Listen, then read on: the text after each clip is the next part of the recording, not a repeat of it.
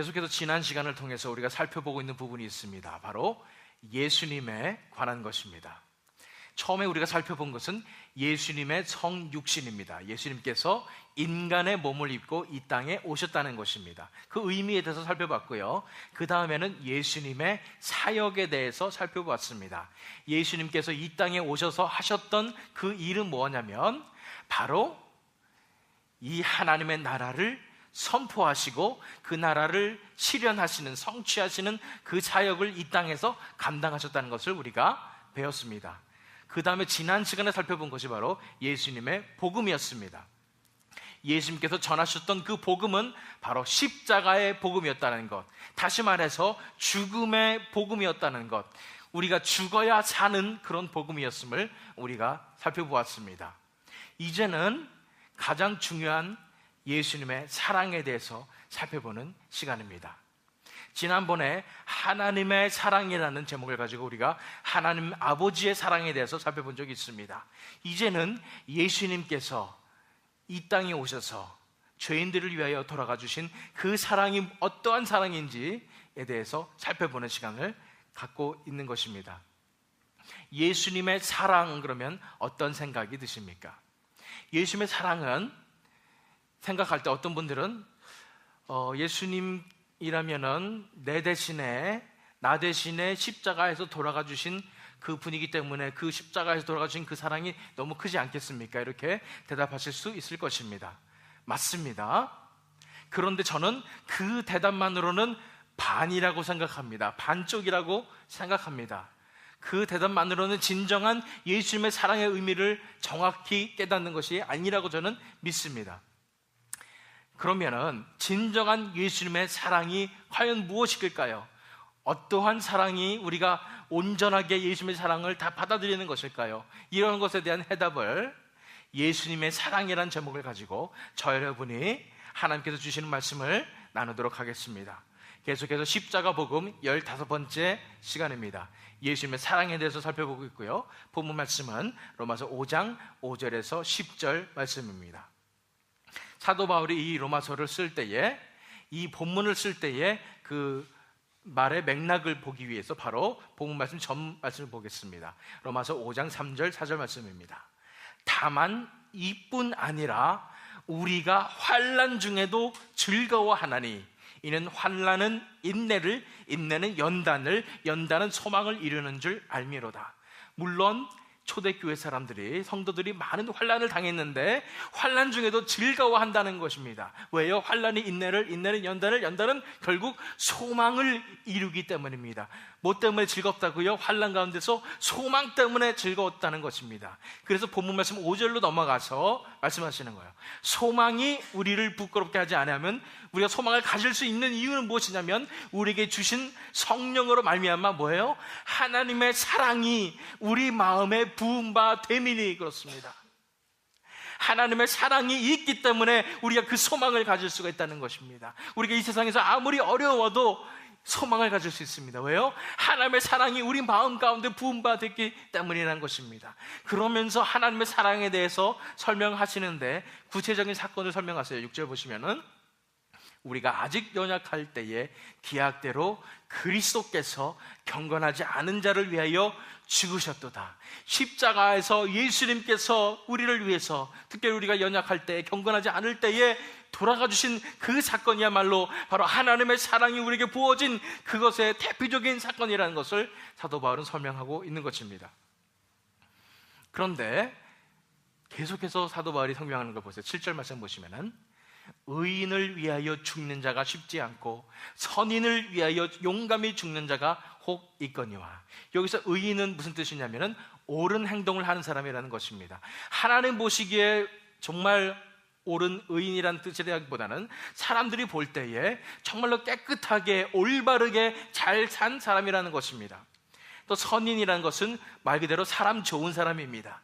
좋은 사람이에요. 다른 사람 잘 도와주고 잘 웃고 착하고 이런 사람들을 얘기하는 것입니다. 이런 의인이나 선인을 위해서 죽는 사람들도 굉장히 드뭅니다. 만약 어떤 사람이 다른 의인이나 선인을 위해서 죽었다면 그것은 정말로 대단한 것입니다. 그런데 예수님께서 십자가에서 돌아가 주셔서 죽으신 그 사건은 누굴 위해서요? 죄인을 위해서 그렇다는 것입니다. 죄인된 우리를 위해서, 우리가 아직 죄인 되었을 때에 그리스도께서 우리를 위하여 죽으심으로 하나님께서 우리에 대한 자기의 사랑을 확증하셨느니라 말씀하신 것입니다. 놀라운 사랑이라는 것이에요. 우리가 아직 죄인 되었을 때에 그리스도께서 우리를 위해서 죽으셨다는 것입니다. 여기에 힌트가 있습니다. 아까 처음에 제가 예수님의 사랑은 나를 대신해서 예수님께서 십자가에서 돌아가신 것입니다 라고 하면 반쪽이라고 말씀드렸어요. 왜요? 여기에 이것이 포함되어야 되기 때문입니다. 우리가 아직 죄인 되었을 때에,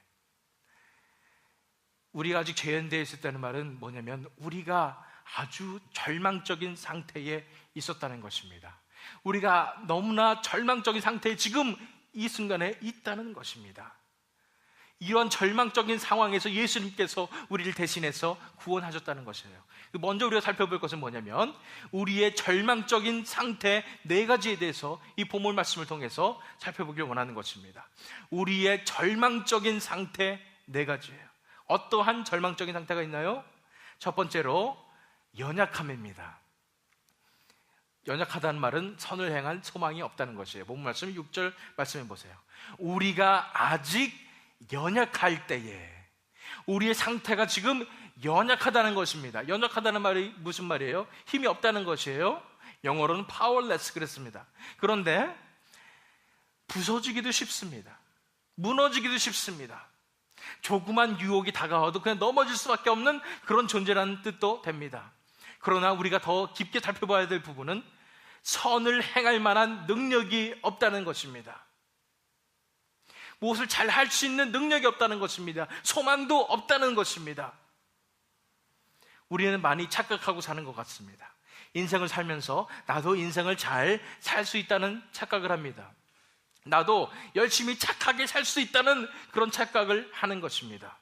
그래서 성경에서는 그것이 아니라고 말합니다. 인간의 본성은 전적으로 타락해서 스스로 구원할 만한 능력도 없고 스스로 선을 행할 만한 능력도 없다고 말씀하시는 거예요. 지난 주간에 제 아들 이한이가 저와 함께 본 TV가 있습니다.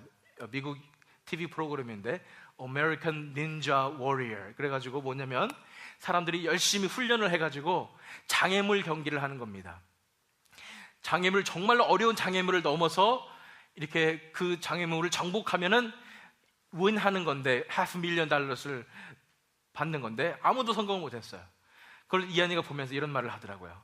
아니, 저 쉬운 거를 왜 다들 못하는지 모르겠다고, 자기가 하면 다 성공할 수 있을 거라고 얘기합니다. 그런 이한이를 보면서 제가 무슨 생각이 들었을까요? 얘가 아직 어려서 뭘 모르는구나, 자기 주제를 모르는구나 라는 생각이 들지 않겠습니까? 하나님께서 우리를 보실 때 그런 마음이 드실 것입니다. 우리가 뭔가 할 수 있다고 생각하고 우리가 뭔가 선을 행할 수 있다고 생각할 때에 그런 착각을 보시면서 어이구, 그렇지, 아직 어려서 뭘 모르는구나, 하나님께서 말씀하실 것이라는 것입니다. 그렇습니다. 우리에게는 선을 행할 능력도 없고 선을 행할 소망도 없음을 우리가 알아야 될 것입니다. 우리가 영적인 눈을 열어서 봐야 합니다. 우리는 전적으로 타락했기 때문에 능력이 없다는 거예요. 제가 지난 시간에도 말씀드렸지만은 많은 분들이 내 주먹만 믿는다, 내 자신만 믿는다, 이런 분들이 계십니다. 정말로요? 여러분 자신 스스로 믿을 수 있으세요? 저는 제 자신 못 믿습니다. 내 자신도 못 믿을 존재임을 우리가 알아야 된다는 것입니다. 우리는 연약합니다. 너무 연약하기 때문에 누군가가 우리를 도와주지 않고서는, 누군가가 우리를 구원해 주지 않고서는 우리는 가장 절망적인 상태에 있음을 우리가 알아야 하는 것입니다. 우리의 절망적인 상태 4가지 중에 첫 번째가 그래서 연약함입니다. 선을 향할 소망이 없습니다. 두 번째는 뭐냐면 이 본문 말씀에 나온 대로 경건하지 않음입니다. 이 경건하지 않다는 말을 하나님과 상관없는 삶이라고 우리가 이해하면 되겠습니다.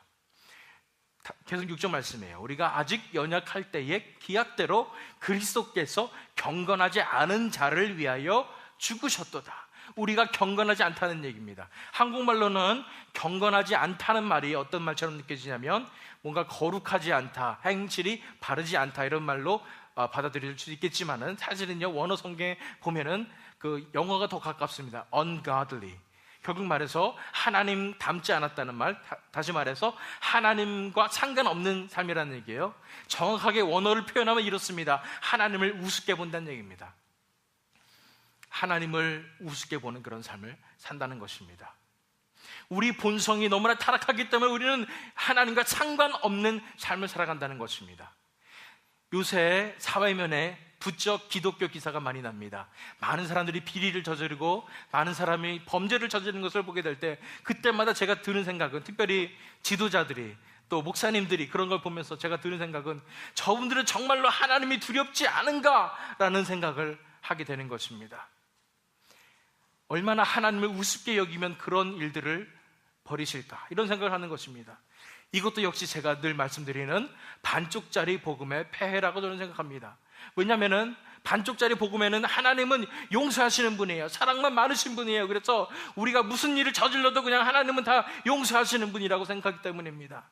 그러나 진정한 복음은 그렇지 않습니다. 하나님은 공의로우신 재판관이십니다. 이 세상을 다스리시는 분이십니다. 그 공의를 알아야 진정한 하나님의 사랑을 안다고 제가 말씀드렸습니다. 어쨌건 간에 하나님을 우습게 여긴다는 것입니다. 다른 사람 욕할 필요 없다고 생각합니다. 겉으로 드러나는 범죄 행위를 한 사람 욕할 필요가 없어요. 우리 자신의 모습은 어떻습니까? 주일날에는 와서 하나님과 정말 가까운 것 같고 하나님께 예배드리며 기쁨으로 하나님을 만나는 것 같은데, 다시 집으로 돌아가고 사회로 돌아가면 하나님과 전혀 상관없는 그런 삶을 우리가 살고 있지는 않은지 우리 자신을 바라보기 원합니다. 진정한 크리스찬은 매일매일 하나님과 상관이 있는 삶을 살아갑니다. 매일매일 하나님의 나라에서 살아감을 믿으시기 바랍니다. 우리가 인정해야 될 것은 우리가 경건하지 않다는 거예요. 우리가 하나님과 상관없는 삶을 산다는 것입니다. 우리의 본성이 그렇다는 것입니다.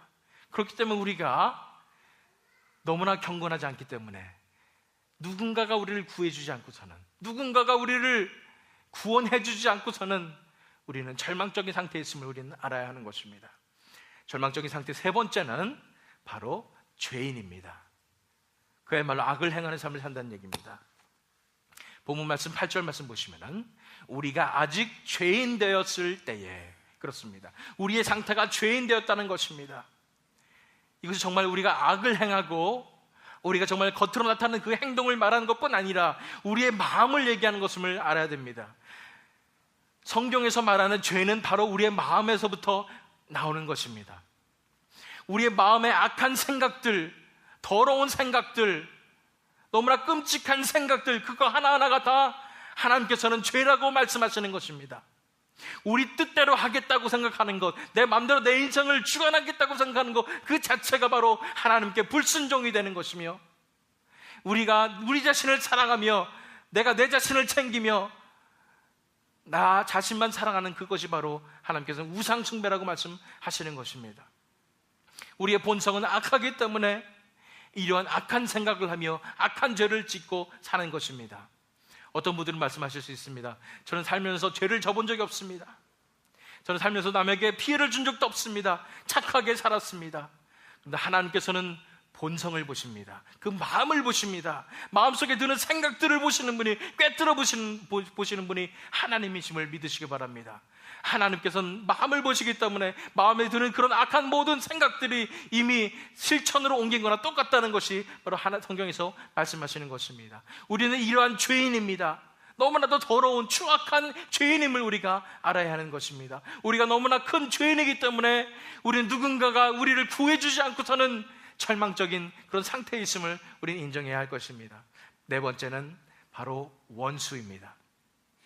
하나님께서 대적하시는 그런 원수라는 얘기입니다. 10절 말씀 보세요. 곧 우리가 원수 되었을 때에 그의 아들의 죽으심으로 말미암아 하나님과 화목하게 되었는지 그랬습니다. 원수가 뭐예요? 에너미랍니다. 뭐예요? 적입니다. 적. 하나님과 적이라는 얘기예요. 우리가 본성이 타락해서 죄를 지어서 하나님으로부터 떨어져 나왔는데 그냥 멀리 떨어져 있는 것이 아니라 하나님과 대적이 된단 말입니다. 하나님과 원수가 되었다는 말입니다. 얼마나 무서운 말인지 아세요? 그 높으신 하나님, 우주를 주관하시는 그 하나님, 공의의 하나님 앞에서 우리는 하나님과 원수가 되어서 서 있다는 것입니다. 얼마나 무서운 말씀인지 모릅니다. 이 원수라는 말을 오늘 성경에서도 봐도 우리가 하나님께 원수되었다는 게 아니라 하나님께서 우리를 원수로 본다는 얘기예요. 하나님께서 우리를 대적하신단 말입니다. 왜요?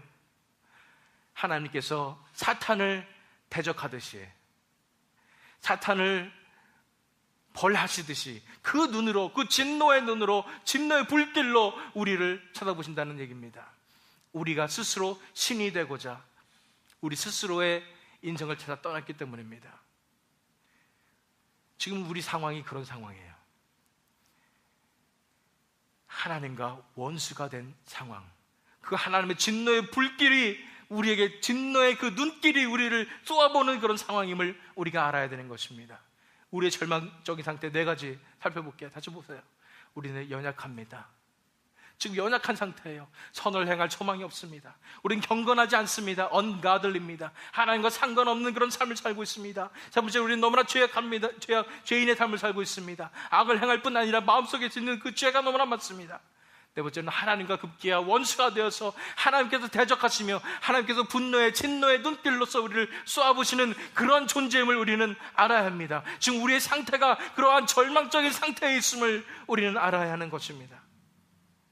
그렇다면 이 상황에서 예수님의 사랑에 무슨 의미를 주겠습니까? 예수님의 사랑의 진정한 의미에 대해서 살펴보겠습니다.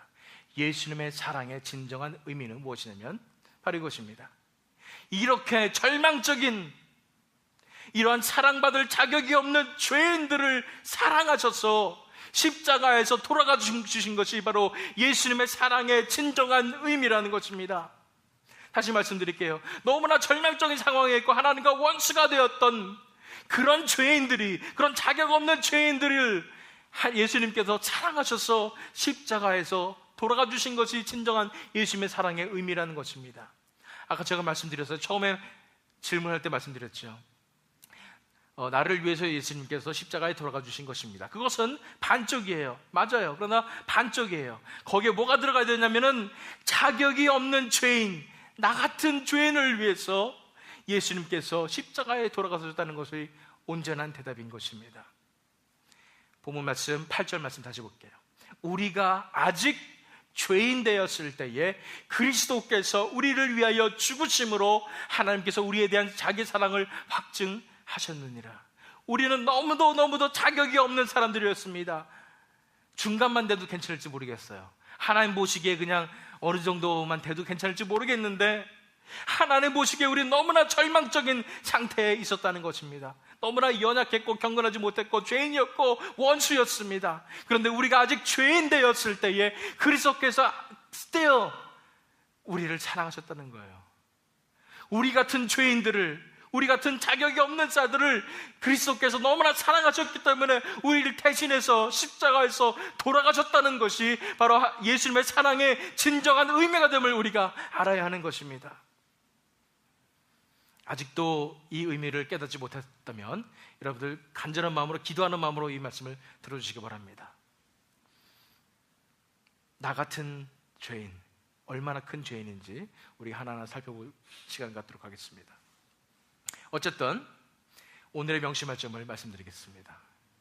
예수님의 사랑은 그런 것인데 우리가 여기서 명심할 점이 있어요. 뭐냐면 의롭다 하심 없이는 하나님의 진노하심에서 구원받지 못한다는 것입니다. 의롭다 하심 없이는 하나님의 진노하심에서 우리가 구원받지 못한다는 거예요. 본 말씀 9절 말씀 보세요. 그러면 이제 우리가 그의 피로 말미암아 의롭다 하심을 받았으니 더 그로 말미암아 진노하심에서 구원을 받을 것이니 그랬습니다. 결국 뭐예요? 예수님의 피로 말미암아서 의롭다 하심을 얻은 것이 이제 진노하심에서 구원을 받게 하는 그런 자격이라는 얘기예요. 의롭다 하심 어서 많이 들어보지 않았습니까? 지난번 십자가의 능력 시리즈에서 두 번째가 바로 칭의였습니다. 의롭다 여기시고 의롭다 부르셨다는 것입니다. 그 칭의의 조건이 무엇입니까? 죽음입니다. 죽음. 뭐예요? 예수님께서 십자가에 돌아가셔서 그 피로 우리 죄를 용서해 주셨듯이 그 죽음으로써 예수님께서 십자가에 돌아가실 때에 우리의 죄가 예수님께 전가되어지고 그래서 대속의 역사가 일어나는 것이 십자가의 죽음입니다.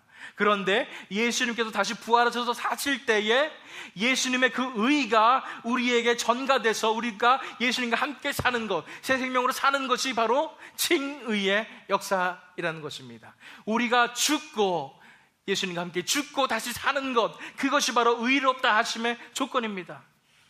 우리 삶이 온전히 죽어야 하는 것입니다. 그랬을 때, 진정한 그런 구원의 역사가 일어났을 때에야 그 진노하심에서 구원을 받을 수가 있지. 대충 우리 삶이 이렇게 살면서 예수님 사랑만 좀 받아들이고 예수님만 애드한다고 해서 우리가 그 진노하심에서 구원을 받는다는 것이 아니라는 것입니다.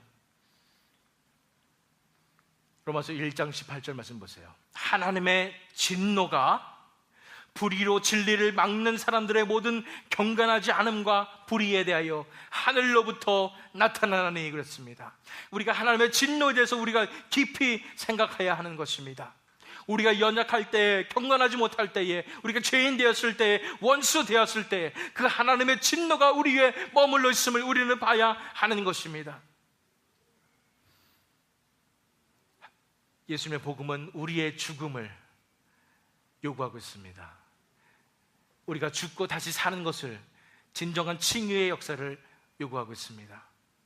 우리가 우리 자신을 내려놓지 못할 때에 이 진노의 불길에서 구원받지 못할 것을 우리가 명심해야 할 것입니다. 만약 여러분들 마음 가운데 내가 정말로 그렇게 죄인인가? 나에게는 그런 예수님의 사랑이 아직도 느껴지지 않는데, 실감이 나지 않는데, 이렇다면은 여러분들 부르짖으시기 바랍니다. 정말로 간절히 기도하시길 원해요. 하나님께서 깨닫게 해주시기를 간절히 기도하시길 바랍니다. 그렇다면은 오늘의 가장 중요한 부분을 살펴보겠습니다. 오늘 하나님께서 저와 여러분에게 주신 말씀이 바로 이것입니다. 오늘의 클루입니다. 뭐냐면 예수님의 사랑을 마음에 부어달라고 간구하십시오라는 것이에요. 예수님의 사랑을 내 마음 가운데 부어달라고 간구하시라는 얘기예요. 왜냐하면 진정한 회심은, 진정으로 우리가 완전히 돌아서는 것은 하나님의 사랑이 우리 마음에 부어질 때에 일어나는 것이기 때문입니다. 진정한 회심은 하나님의 사랑이 우리 마음 가운데 부어질 때 일어나는 것입니다. 본 말씀 5절 말씀 보세요. 소망이 우리를 부끄럽게 하지 아니함은 우리에게 주신 성령으로 말미암아 하나님의 사랑이 우리 마음에 부은 바 됨이니, 하나님의 사랑이 우리 마음 가운데 부은 바 될 때에 이 모든 것이 해결된다는 얘기예요. 사실상 제가 말씀드렸듯이 기독교, 정말 진리, 성경 속에 있는 복음은, 구원은 우리의 죽음을 요구합니다. 내가 죽어야 된다는 거예요. 죽어야 살 수 있다는 것입니다. 그렇기 때문에 아무나 그냥 내가 믿겠다 하고 해서 되는 것이 아니라는 것을 우리가 알아야 돼요. 진정으로 이 복음을 받아들일 수 있는 사람은 예수님의 사랑이 마음 가운데 부어진 사람만이, 눈이 열려서 예수님의 사랑이 얼마나 크신지를 바로 바라본 자만이 이런 선택을 할 수 있어요. 왜요? 너무나 큰 사랑을 경험하기 때문입니다. 세상에서 경험해보지 못했던 그런 엄청난 사랑을 경험하기 때문에 그 사랑에 감격하여, 그 사랑에 무너져서 나도 이제 예수님만 사랑하겠다고, 나도 하나님만 사랑하겠다고, 이제 하나님께서 사랑하시는 이웃들만 사랑하겠다고 다짐하게 되는 것이기 때문입니다. 사랑이 동기란 얘기예요. 한마디로 예수님의 사랑이 먼저 부어지지 않으면, 그 사랑을 깨닫지 못하면 내가 아무리 결심해서 예수님 믿는다고 해도 믿어지지 않는다는 얘기예요. 제가 몇 번이나 드린 간증을 또 한 번 드리도록 하겠습니다. 제가 이 사랑을 깨닫는 그런 순간에 대해서 다시 한번 설명해 드릴게요. 제가 폴 워셔 목사님의 간증을 제가 오피스에서 듣고 있다가 갑자기 제가 무너진 상황이었습니다. 엎드러져서 막 울기 시작했는데, 왜냐면요, 하나님께서 저한테 보여주셨어요. 내가 어떠한 존재인지를 보여주셨는데, 하나님께서 생각나게 해주신 것이 뭐냐면, 제가 까마득하게 일부러 저쪽에 젖혀놓고 있었던, 잊어버리고 있었던 그 사건을 기억나게 해주신 거예요. 그 사건이 뭔지는 제가 말씀드릴 수가 없어요. 은혜가 전혀 안 됩니다. 굉장히 내 자신이 더러운 그런 모습이었어요. 그게 기억나게 되었어요. 그런데 그 상황에서 제가 모든 만천하에 제 비리가 밝혀지는 그런 순간이었는데 하나님께서 막아주셨더라고요. 그때 당시에. 그걸 제가 깨닫게 됐어요. 물론 제가 어렸을 때 일입니다. 그런데 너무나 깜짝 놀랐어요. 내가 이러한 죄인이었구나는 것을 깨닫게 되었어요. 그러면서 수없이 스쳐가는 나의 이 죄악된 모습들을 보게 되었습니다. 정말로 말 그대로 엎드러져서 몇 시간이고 울었습니다. 내가 너무나 큰 죄인이라는 것을 깨닫게 되었다는 것이에요. 너무나 큰 죄인이기 때문에 내가 마치 저 깊숙한 바닥에 저 구덩이 밑에 내려가 있는 듯한 느낌이 들었습니다. 한참 그러고 나니까 이제 예수님이 보이기 시작했어요. 이런 나를 예수님께서 구원하셨구나. 이런 나를, 내가 사랑받을 만한 자격이 없는데 이런 더러운 나를 예수님께서 구원하셨구나 라고 생각해서 예수님의 사랑을 보게 되었어요. 너무나 큰 예수님의 사랑을 보게 되었다는 거예요. 그 사랑은 너무나 커서요, 이 세상 어떤 것과도 비교할 수 없는 그런 사랑이었습니다. 그래서 제가 말씀드리는 거잖아요. 부모의 사랑도 아니에요, 남녀 간의 사랑도 아니에요. 예수님의 이 사랑은 도저히 말로 형용할 수 없는 엄청난 사랑이라는 것을 제가 깨달았다는 거예요. 예수님의 사랑을 깨닫고 나니까 그 사랑이 내 마음속에 부어지니까 저는 이건 당연한 거예요. 내 일생을 하나님 앞에 드리고 내 삶을 드리고 내 가지고 있는 거 다 내려놓고 이런 거는 아주 자연스러운 것이었습니다. 왜냐하면 그 사랑을 제가 받아들였기 때문입니다. 그 예수님의 사랑을 제가 깨달았기 때문입니다. 그 사랑을 알게 되었기 때문입니다. 그 사랑 앞에 무너지고 나니까 저는 당연히 예수님 사랑하고 하나님 사랑하는 사람이 되고 당연히 예수님을 위해서 모든 것을 드리는 그 사람이 되었던 것입니다. 내 헌신의 동기, 내 복음의 동기는 뭐예요? 바로 예수님의 사랑이라는 것을 우리는 알아야 되는 것입니다. 요한 사도도 이렇게 얘기했습니다. 요한일서 4장 10절 말씀이에요. 사랑은 여기 있으니 우리가 하나님을 사랑한 것이 아니요 하나님이 우리를 사랑하사 우리 죄를 속하기 위하여 화목제물로 그 아들을 보내셨습니다. 우리가 하나님을 열심히 사랑하는 것이 믿음이 아니에요. 우리가 열심히 착하게 사는 것도 진정한 믿음이 아닙니다. 뭐냐면 하나님께서 우리를 먼저 사랑하셨기 때문에 그 사랑이 우리 마음 가운데 부어진 바 되고 그 사랑을 우리가 받아들일 때에 우리가 그 하나님의 사랑으로 변화되는 것, 그것이 진정한 믿음입니다. 그래서 요한일서 4장 19절 이렇게 말씀하셨잖아요. 우리가 사랑함은 그가 먼저 우리를 사랑하셨습니다. 우리가 사랑하면 누굴 사랑해요? 하나님을 사랑하고 이웃을 사랑하는 그 사랑을 얘기합니다. 우리가 사랑할 수 있는 것은 그가 먼저, 하나님께서 먼저 우리를 사랑하셨기 때문에 그 하나님의 사랑을 우리가 깨닫게 될 때에 우리가 그 사랑을 받아서 하나님을 사랑하게 되고 하나님을 위해서 목숨을 바치게 되고 하나님만을 평생 섬기게 되고 하나님께서 사랑하시는 이웃들을 사랑하게 될 수 있다는 것입니다. 이것이 예수님의 사랑의 위력입니다. 그 예수님의 사랑을 나에게도 부어달라고, 나의 마음에도 부어달라고 간구하십시오. 그것이 여러분들이 드릴 수 있는 최고의 기도라고 저는 믿습니다. 진정한 회심은 하나님의 사랑이 마음 가운데 부어질 때 일어날 것입니다. 우리 결심하게 될 것입니다. 우리가 아주 쉽습니다. 하나님의 사랑을 받은 사람들은, 예수님의 사랑을 경험한 사람들은 무너질 수밖에 없습니다. 하나님을 사랑할 수밖에 없습니다. 하나님께 인생을 드릴 수밖에 없는 것입니다. 그렇다면은 오늘의 질문을 보겠습니다. 구체적으로 그러면 어떻게 하라는 말씀이에요?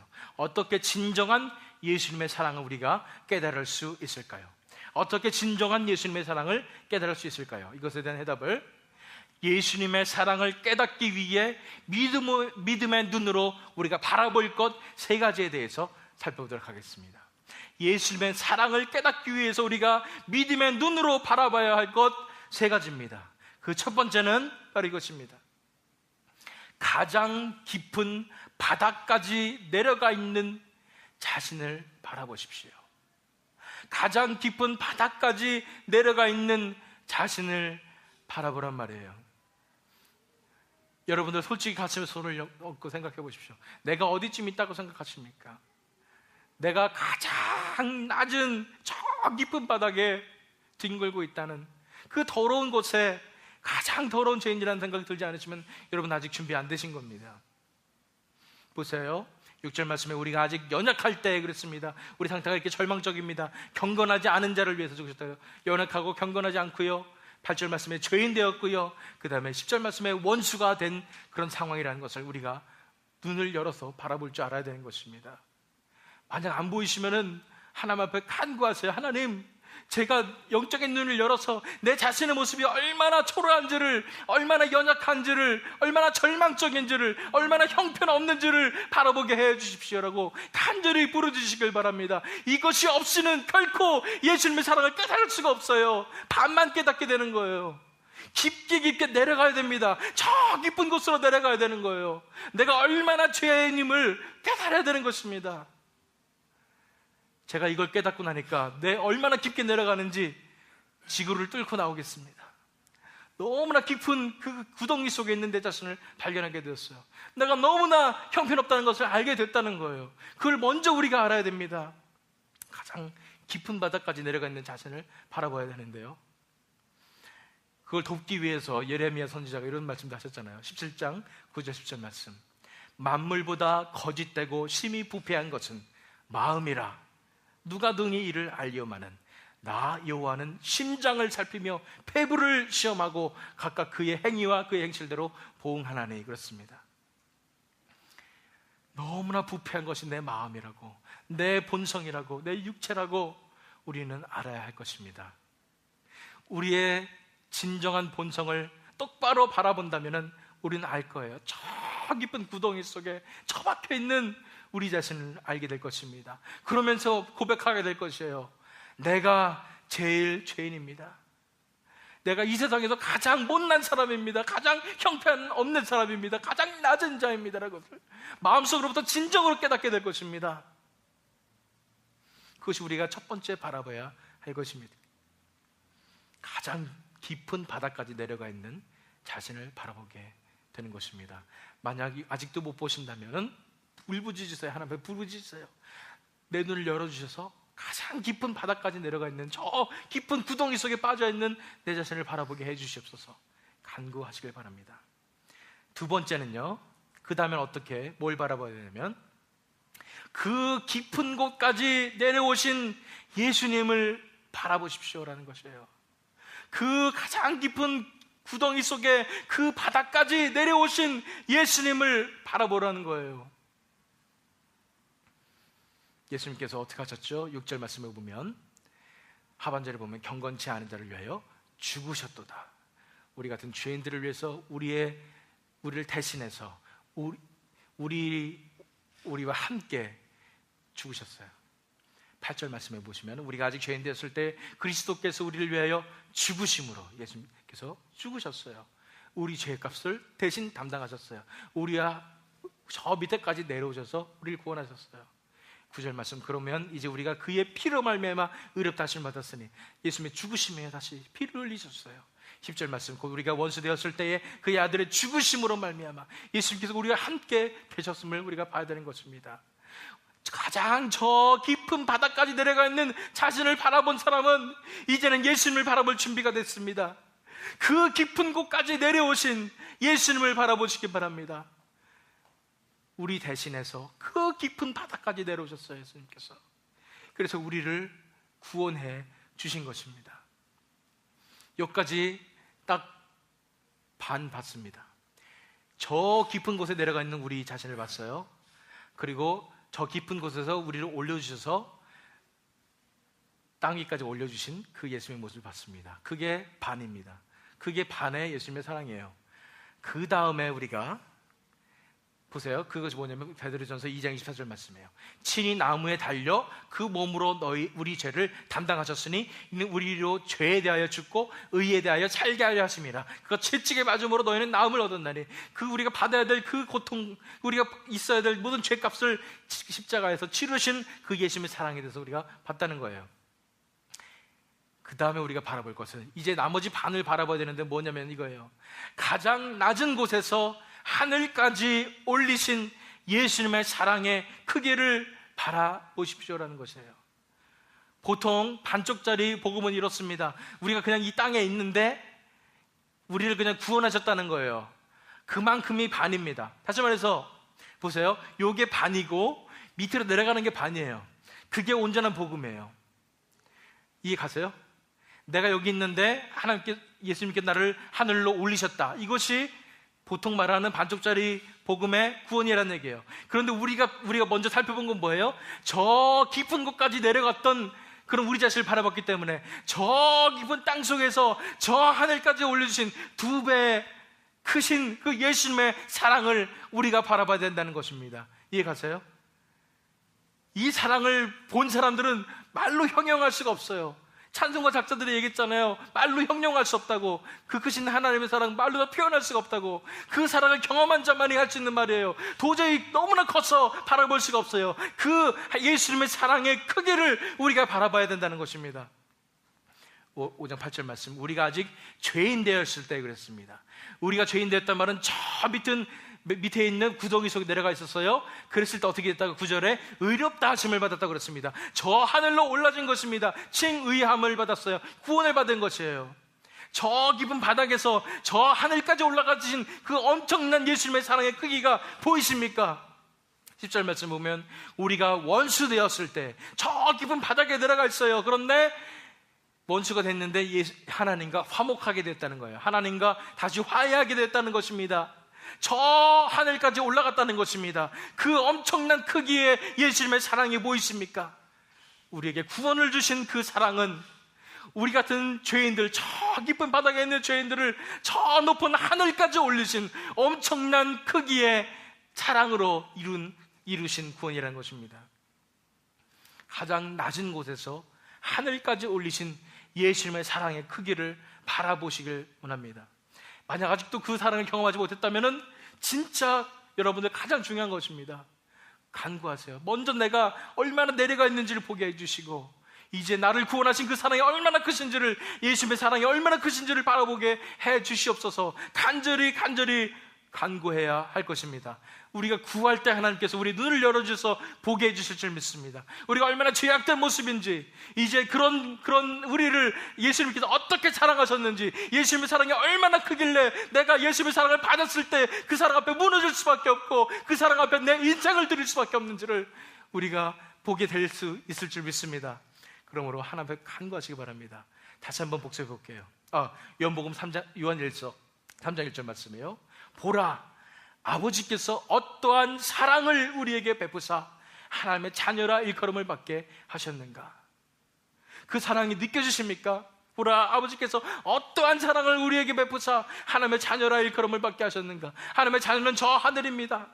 그런데 우리가 어디에 있었다고요? 저 땅 깊은 곳에 있었기 때문에, 그래서 예수님의 사랑이 너무나 크신 사랑인 것입니다. 너무나 큰 사랑이에요. 이것을 우리가 깨달아야 한다는 것입니다. 복습하겠습니다. 예수님의 사랑을 깨닫기 위해서 믿음의 눈으로 바라봐야 될 것 세 가지 단계입니다. 사실은 첫 번째는 가장 깊은 바닥까지 내려가 있는 우리 자신을 바라보고요, 너무나 형편없는 우리를 보고요, 그 깊은 곳까지 내려오신 예수님을 바라보시고요, 예수님께 우리를 붙들고 그 깊은 곳에서 저 하늘까지 올리신 그 엄청난 사랑의 크기를 우리가 바라봐야 할 것입니다. 우리가 이렇게 예수님의 사랑을 받아들일 때, 마음 가운데 예수님의 사랑이 부어질 때에, 예수님의 사랑의 크기를 믿음의 눈으로 바라볼 수 있을 때 우리 삶에 어떠한 일이 벌어집니까? 바로 자신을 기꺼이 내어드리는 진정한 구원의 역사를 경험할 것입니다. 우리 삶이 송두리째 뒤바뀌어버리는 진정한 구원의 역사를 경험할 것입니다. 내 목숨도 내어드리고 내 삶도 내어드리고 내 삶의 주도권도 내어드리는 진정한 구원의 역사를 경험하게 될 것입니다.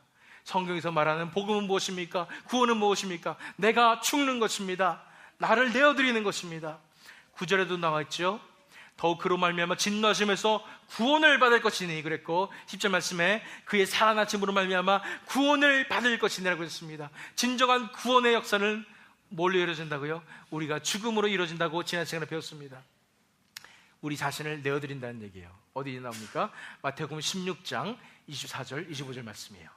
이에 예수께서 제자들에게 이르시되 누구든지 나를 따라오려거든 자기를 부인하고 자기 십자가를 지고 나를 따를 것이니라.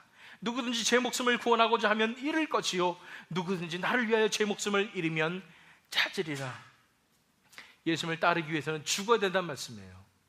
이 말씀을 보면서 그럼 얼마나 많은 사람들이 구원을 받을 수 있을까? 이것은 정말로 힘든 말씀이고 받아들이기 힘든 말씀이다, 이렇게 생각하실 분들이 많을 줄로 믿습니다.